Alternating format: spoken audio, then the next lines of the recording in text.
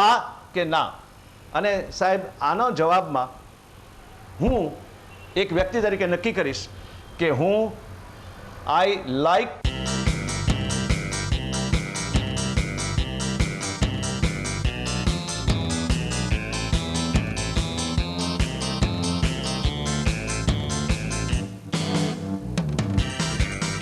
હા કે ના? અને સાહેબ આનો જવાબમાં હું એક વ્યક્તિ તરીકે નક્કી કરીશ કે હું I like him or Har, I like વિકાસ વર્તુળ, અથવા તો હું તેને ધિક્કારું છું. આઈ ડોન્ટ લાઈક વિકાસ વર્તુળ, I don't like the person who was on the counter. દરેક વ્યક્તિ જનસંપર્ક ધરાવે છે, સારો કે ખરાબ, પણ દરેક વ્યક્તિનો જનસંપર્ક હોય છે, ગમે કે ન ગમે. મને એમ છે કે પબ્લિક બને છે અનેકાનેક વ્યક્તિઓ વડે. Sureshbhai is equal to public for વિકાસ વર્તુળ. સુરેશભાઈને એકને કહી દીધું એમાં આપણને શું તકલીફ પડવાની એ માન્યતા ખોટી. Sureshbhai, Vinodbhai, Manubhai, Rameshbhai, they are public when all get together. પણ આપણે કંઈક પબ્લિકનો અર્થ ખોટો કરીએ છીએ. જેમને ગમે, કામ સારી રીતે પતે, જે મૈત્રીસભર સ્મિત આપે, બીજાને સાંભળે, આ બધું જે કરે, કામ ઝડપથી કરે, એ હંમેશા સારું. અને જેમને ન ગમે, કામ સારી રીતે ન પતે, હસીને આવકાર ન આપે, કાર્યની પતાવટમાં વિલંબ કરે, તો પબ્લિકને ગમે નહીં. આ વાત આપણી જનસંપર્કની છે, કારણ કે જનતા લાગણીશીલ હોય છે અને બહુ ઝડપથી પોતાના વલણ બદલે છે. એટલા માટે આ પોલિટિકલ ફેરફારો થાય છે, એ પોલિટિક્સના માણસોને ખબર નથી કે આને કારણે થાય છે. જનતા માટે સંસ્થાનો દરેક સભ્ય સંસ્થા જ છે. બિપિનભાઈ મને એવું ન કહી શકે કે એ તો તમને નારાયણભાઈ જવાબ આપ્યો હતો ને, એ તો તમને રાજુભાઈએ કહ્યું હતું ને, એ તો તમને પાયલબેને કહ્યું હતું ને. નો, એટલા માટે ટેલિફોનની વાત આપણે મહત્વની. પણ એના પહેલાં મને એમ થયું કે આ 2 કે 3 વાત તમને કરું. હું માફ નહીં કરી શકું. મને પાયલબેને મારી જોડે ખરાબ વર્તન કર્યું. આઈ ડોન્ટ લાઈક વિકાસ વર્તુળ, દેટ્સ ઓલ. આ વાત આપણે ધ્યાન રાખવી જોઈએ. એટલે તમે કોઈ સંસ્થાના સભ્ય હો તો ભૂલશો નહીં કે તમે જ તે છો, તમે જ એના પ્રતિનિધિ છો, તમે જ એના પ્રતિનિધિ છો. જનસંપર્ક અધિકારી તમે જ છો. જાહેર જનતા સંસ્થા વિશે શું ધારે છે તે તમારે જોવાનું છે. જ્યારે કોઈ વ્યક્તિને રૂબરૂ મળવાનું થાય ત્યારે એને એક અમૂલ્ય ઓપોર્ચ્યુનિટી ગણજો, એક તક છે. તમારી પોતાની જાતને તે વ્યક્તિ તરીકે કલ્પો. સંસ્થા માટે એક સારી મિત્રાચારી સદભાવ દ્વારા ઊભી કરવાનો તમને સુંદર તક છે એવું માનજો કે વિકાસ વર્તુળની હું ઇમ્પ્રેશન ઊભી કરું, એક ઇમેજ ઊભી કરું, એવી તમને એક તક છે. જ્યારે કોઈ વ્યક્તિને તમે મળો ત્યારે તમારું વર્તન તે વ્યક્તિ એક સંસ્થા માટે શું વિચારે છે તે સમજીને હોવું જોઈએ. સંસ્થા માટે કોઈ પણ બહારની વ્યક્તિ જ્યારે સંસ્થા વિશે વિચારે છે ત્યારે તેને માટે કે તેઓ સંસ્થામાં જે ફર્નિચર વગેરે છે તેના માટે વિચારતા નથી. તે વિચારે છે સંસ્થા. તમને સંસ્થા વતી કોઈની સેવા કરવાની એક તક મળે તો એક સુંદર તક છે એવું માનજો. કોઈ પણ વ્યક્તિને જ્યારે મુલાકાત તમે રૂબરૂ કરો ત્યારે તમારું વર્તન જવાબદારીવાળું હોવું જોઈએ. You should be a responsible person. હસીને કાઢી ન નખાય. તો એક જવાબદારીવાળું વર્તન. કોઈ પણ વ્યક્તિ સાથે મુલાકાત થાય તો સતત ખ્યાલ રાખો કે તમારી સંસ્થાને અનુરૂપ વિનયપૂર્ણ, કાર્યદક્ષ, સહાયક વર્તનની અપેક્ષા તે રાખે છે અને એ અપેક્ષા સંતોષવી તે તમારી ફરજ છે. શુભેચ્છાના શબ્દો તથા તમારા નામ સાથે વાતચીત કરો. સામી વ્યક્તિના કામને સારી રીતે સમજવા અંતરાયરૂપ બન્યા સિવાય તેને ધૈર્યપૂર્વક સાંભળવો જોઈએ. હજી તો એ કંઈક કે એ પેલા બિપિનભાઈને આપી દો ને એ પેલા નારાયણભાઈને આપી દો ફોન, રાજુભાઈને આપી દો. એટલે ભાઈ તમે સાંભળો તો ખરા, મારે કોનું કામ છે? જો તમારાથી પતતું હોય તો મને તમે બીજે નહીં આપો ફોન. પણ તમે સામી વ્યક્તિના કામને સારી રીતે સમજવા અંતરાયરૂપ બન્યા વગર તેને પૂરેપૂરો સાંભળો. Art of listening. બેન, હિયરિંગ અને લિસનિંગ 2 શબ્દ છે. હિયરિંગ એટલે એક કાને સાંભળીને બીજા કાને કાઢી નાખવું, અને લિસનિંગ એટલે દિલો દિમાગથી સાંભળવું, બરાબર સાંભળવું, એટલે લિસનિંગ કહેવાય, હિયરિંગ ન કહેવાય.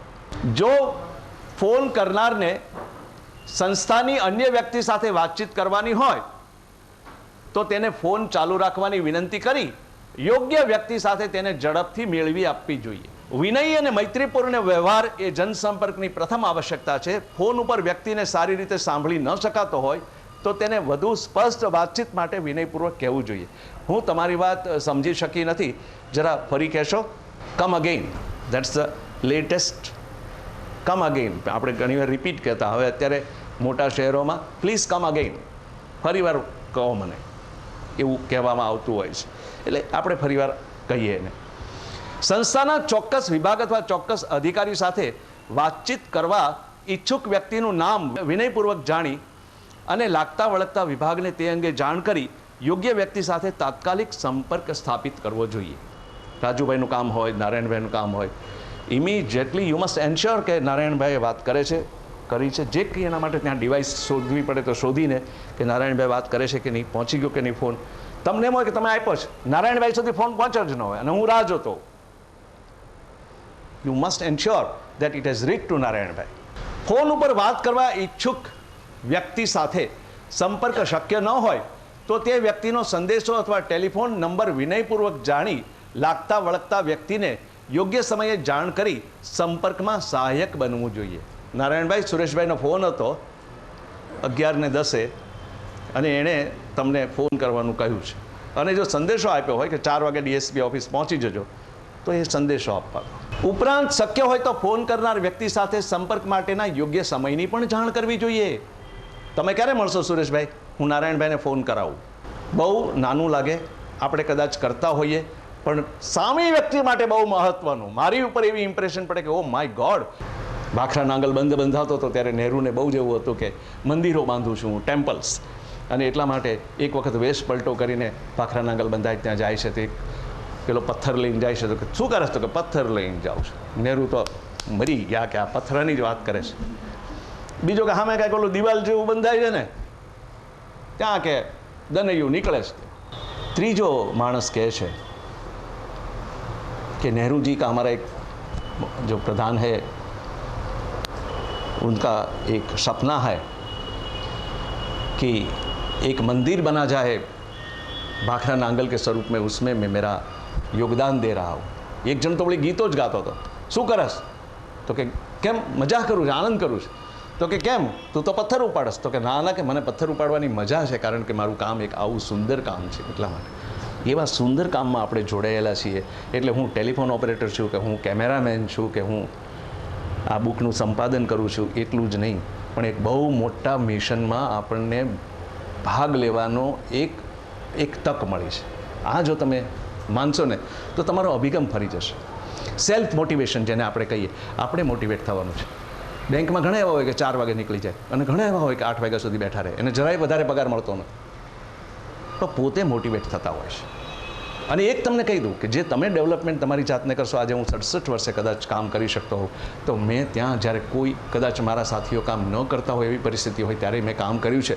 કોઈ પણ કામ આપણા ડેવલપમેન્ટમાં જેટલું કામ આવે છે એટલું વિકાસ વર્તુળના માટે આપણે કામ કરીએ છીએ. વિકાસ વર્તુળ માટે જેટલું કામ નથી આવતું એટલું આપણને કામ આવે છે. જ્યારે આપણે કોઈ વ્યક્તિનો ફોનથી સંપર્ક સાધીએ ત્યારે સતત ખ્યાલ રાખવાની જરૂર છે કે આપણે તેનો સંપર્ક એક સંસ્થા તરીકે સાધીએ છીએ, વ્યક્તિ તરીકે નહીં. મૈત્રીપૂર્ણ અવાજ. તમે જાણે થાકી ગયા હો, તમને ગમતું ન હોય એવું મહેરબાની કરીને નહીં રાખતા.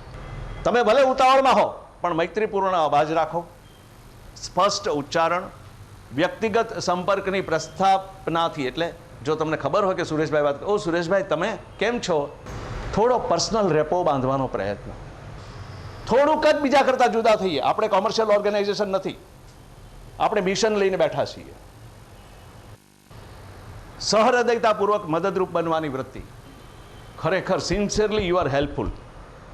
એ વાત કરી હોય, પછી એ આપણે કાગળ ગયો હોય, એ બુક ગઈ હોય, એ વાત બિપિનભાઈને થઈ ગઈ હોય, એ વાત કંઈક વધુ કરવાની વૃત્તિ. ભલે એણે આટલું જ મગાવ્યું પણ આપણે આ મોકલીએ તો આ એ કદાચ એને ખ્યાલ નથી, અથવા તો એના માટે પૂછાવી જોઈએ.